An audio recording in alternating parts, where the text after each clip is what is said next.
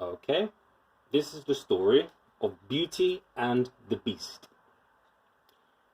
Once upon a time, there was a very rich man who lived with his three daughters. The two older daughters laughed at anyone who did not dress as well as they did. If the two of them were not resting at home, they were out shopping for as many fine dresses and hats as they could carry home. The youngest daughter, Beauty, loved to read. "Your nose is always in a book," her two older sisters said. They laughed. "No one will want you. Look at your hair. You look like a servant girl." Beauty did not know why they were so mean, but she said nothing. One day, the father got some bad news.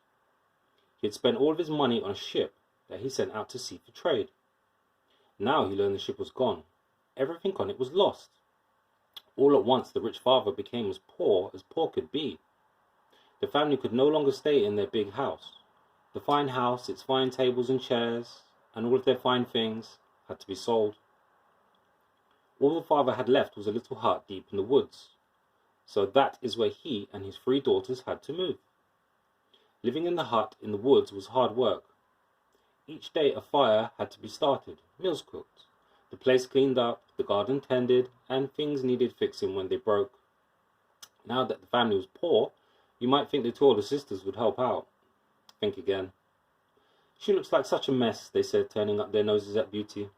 "She might as well serve us." And so Beauty did all the hard work. The sisters slept late, took naps, and showed up for meals. Then good news! The father's ship came to shore.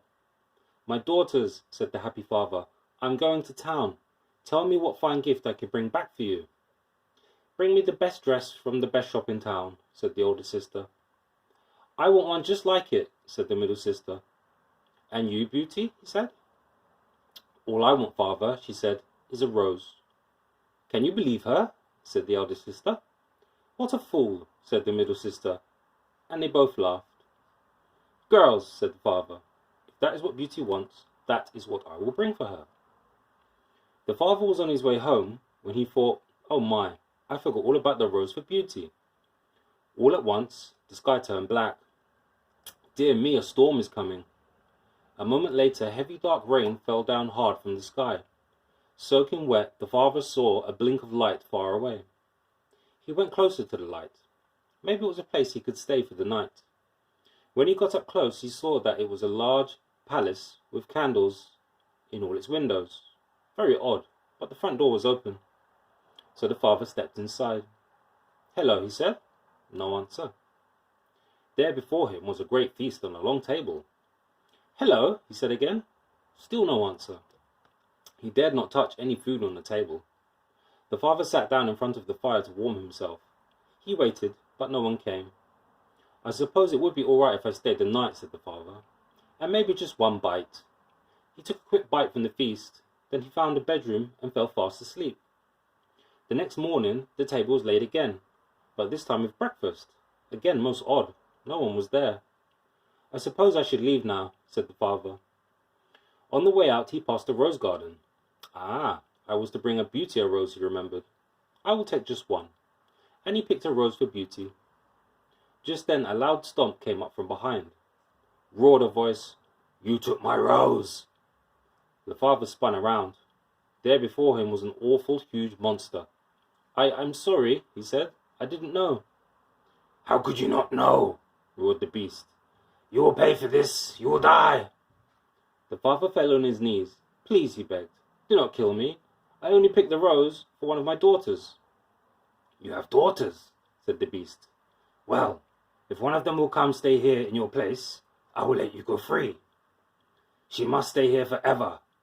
In 3 months, if none of them will come in your place, you must return and take your punishment." When the father got home, Beauty could tell something was wrong. "What is it, father?" she said. "Oh, nothing," he said. But she knew that was not true. At last the father told his girls what the beast had said. "This all happened because I asked you to bring home a rose for me," said Beauty. "I will go there in your place, or else you will die there." "No, I cannot allow that," said the father. "I am old. I do not have much more time to live. You are young. You must not do this for me." But Beauty would not change her mind, and so 2 days later, the father took Beauty to the castle where the beast lived. "This is your daughter?" said the Beast, looking at Beauty.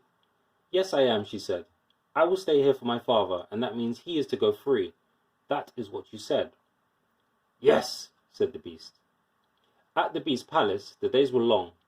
There was no one for Beauty to talk to and no books to read. Every night at 9, the Beast would come for dinner.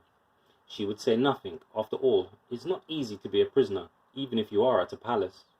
The Beast would only grunt. Then one time at dinner, the Beast made a little joke, and she smiled.